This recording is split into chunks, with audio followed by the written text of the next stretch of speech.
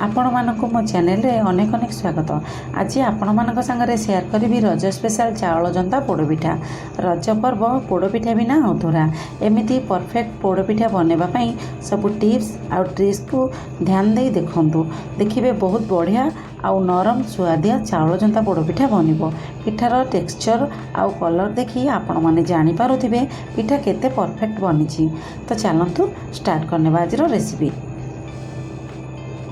प्रथमे गोटे कप अरुआ चाउल को मु 4 ରୁ 5 घंटा भिजेकी रखीदी। ताकू भल भाव में धोईकी नहीं आसी। आपण मैंने सबुबले चेष्टा करेंगे नुआ चाउल नेबाई। नुआ चाउल ये पोड़पिठार टेक्सचर बहुत भल बनी थाए।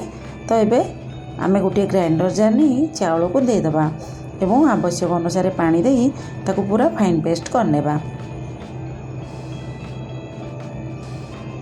एबे चाउल आमर भल भाव में आम बाटिकी नहीं आसले एबे याकू साइड रे रखिनेबा। देखो ये गोटे जगह को ढाली आम साइड रखनेबा। अलग प्रिपरेसन गुड़िक करनेबा। एपाई मु 300 ग्राम गुड़ नहीं कारण चाउल जी गुड़ भी सामान परिमाण नेबा ए पिठापाई आवश्यक। तापर जुआनी हाफ चामच, अदा छेचा हाफ चामच, गुजराती आ गोलमरिच गुंड गोटे चामच, काजू नड़िया चेरी डेकोरेट पाई आम ए कड़े गरम करने। गोटे चामच गुआ घी देदेबा। मन रखु जंतणी ये सब मोटा कड़े व्यवहार करेंगे। एबे आम जो कप्रे मापिकी गोटे कप चाउल नहीं से कप्रे आम 5 कप पानी देदेबा।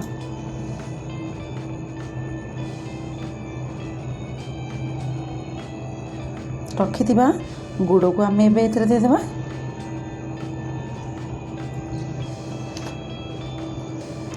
कटा नड़िया,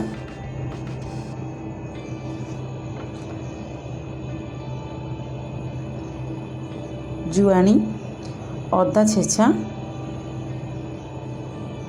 गोलमरिच आउ गुजराती गुंड,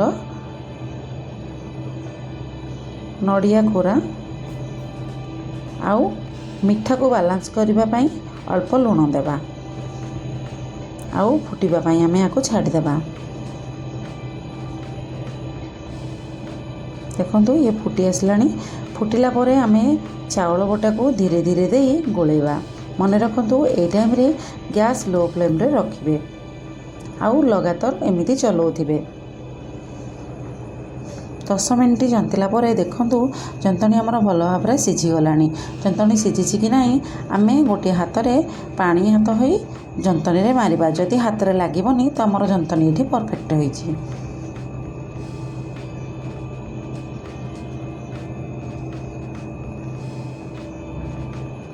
देखो हाथ में किसी भी लगुनि। तो ये आमर पिठापाई जंतणी पूरा परफेक्ट अच्छी। एबे आम गोटे केक टिन नहीं एथरे गोटे चामच गुआ घी दे चारिआडे स्प्रेड करनेबा। मन रखु जंतणी यार गरम थिला बेले ही आम या पोड़ीबा। एबे आम या केक टिन रे देदेबा।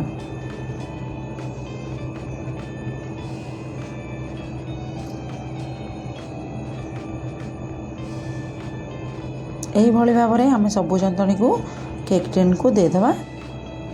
आउ स्पैचुला साहाय्य आम पूरा प्लेन करनेबा। साइड साइड रे देखु भल भाव में चिकन करनेबा। आपण मैंने ये चाहिए केक टिन जगार जेकोसी मोटा कड़ेर व्यवहार करिकी पिठा को पोड़ी पारे। एबे पिठा उपरे किछि नड़िया आउ काजू दे सजेदेबा।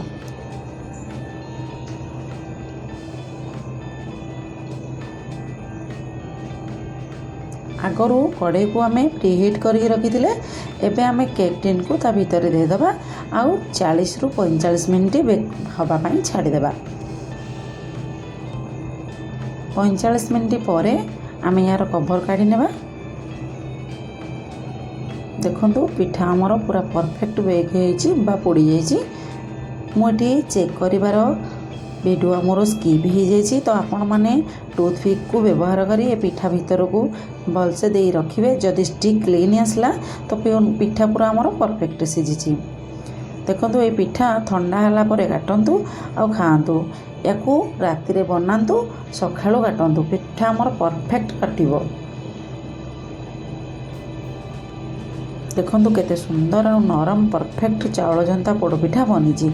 आपण मैंने घरे एमती परफेक्ट चाउल जंता पोड़पिठा निश्चय बनातु। भिडियोटी भल लगी लाइक शेयर करूँ आमती नुआ नुआ भिडियो देखापी मो चैनल को सब्सक्राइब करनी। आज रही पुणी देखा नेक्स्ट वीडियो रे। जय जगन्नाथ।